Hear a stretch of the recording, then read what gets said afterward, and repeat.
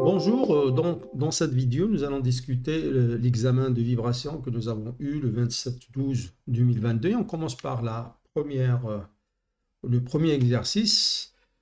On commence par l'énoncé. Donc, une machine industrielle pèse 430 kg. Elle comporte un moteur qui tourne à 1500 tours minute ou bien 157 radians par seconde. Le moteur a un balourd de 0,8 kg/mètre. Donc, le balourd, il est défini comme la masse de l'excentricité fois l'excentricité. Les ingénieurs ont estimé la force transmise au sol à ne pas dépasser due aux vibrations à 10 kN. La société dispose en stock d'un seul type d'isolateur qui a les caractéristiques suivantes. La raideur équivalente est de 7 méganewtons par mètre et puis un coefficient d'amortissement visqueux de 0,1. Première question. Si on intercale l'isolateur entre la machine et le sol, démontrez que cela ne résoudra pas le problème.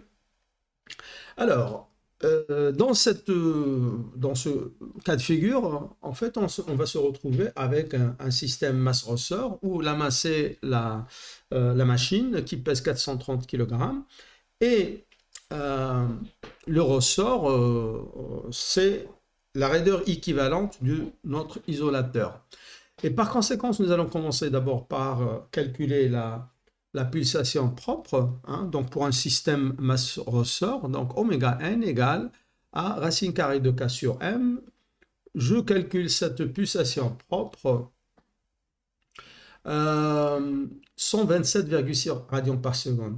Alors, en fait, puisque nous avons ici la source des vibrations, c'est un balourd. Un balourd, ça veut dire une excentricité qui tourne. Et donc, je vais avoir, en fait, la pulsation d'excitation, c'est la vitesse de rotation du balourd. Et qui est donnée, hein, oméga, de 157 radians par seconde. J'ai calculé oméga n, 127,6. Je calcule ce ratio et je trouve 1,23. Et je dis que c'est inférieur à racine de 2. En fait, toute force qui va être créée par le balourd, dans ce cas-là, il va être amplifié.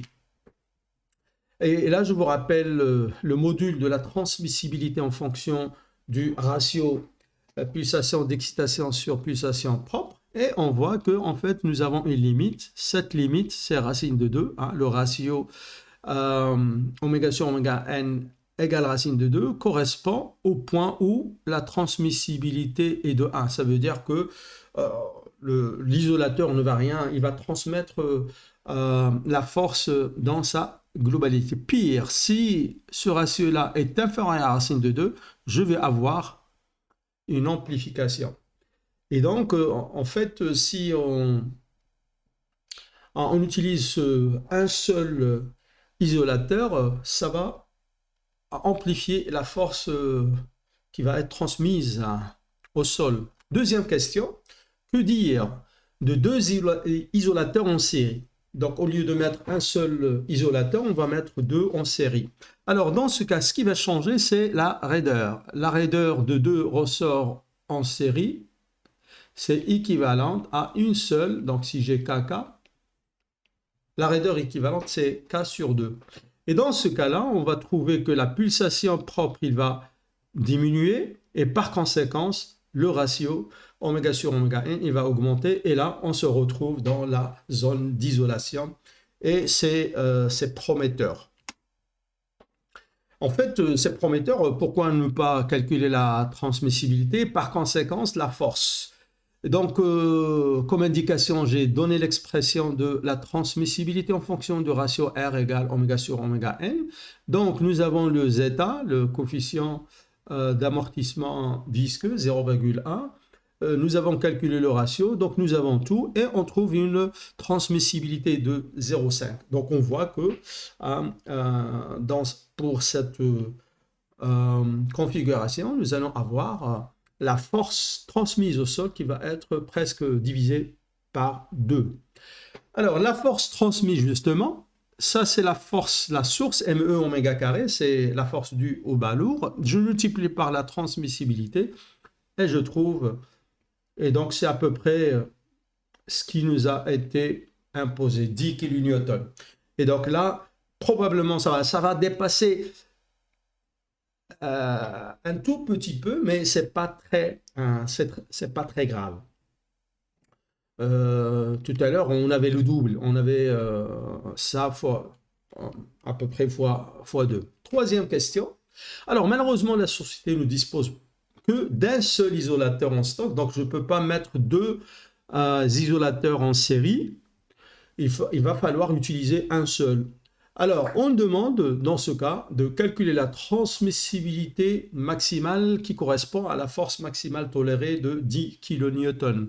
Donc, je sais que par définition, la transmissibilité, c'est la force transmise divisée par la force qui a créé, qui est à l'origine des vibrations.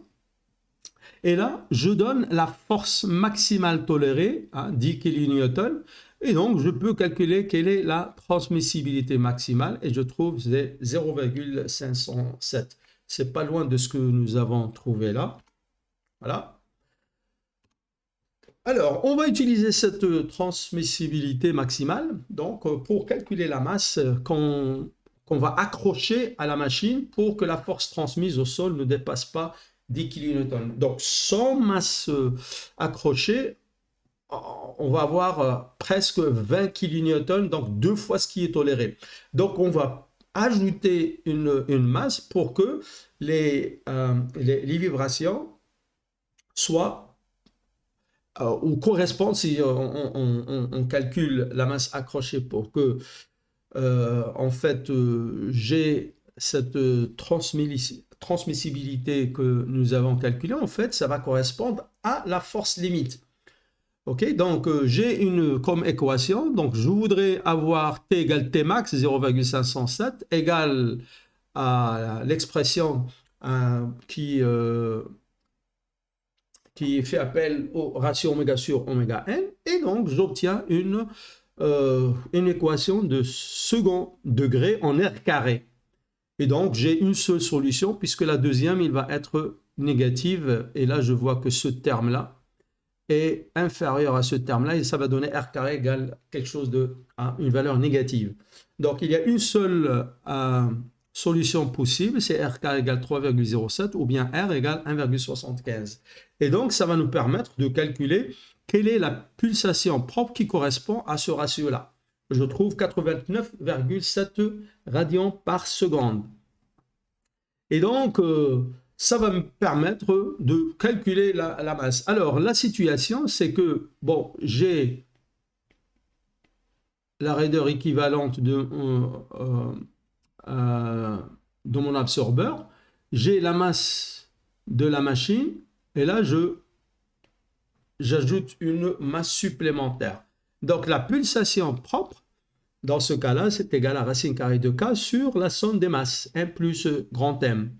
Donc je connais la masse, je connais la raideur, je viens de calculer oméga n, et donc je vais pouvoir calculer la masse à ajouter pour que on est dans la situation où la force transmise au sol est exactement 10 kN.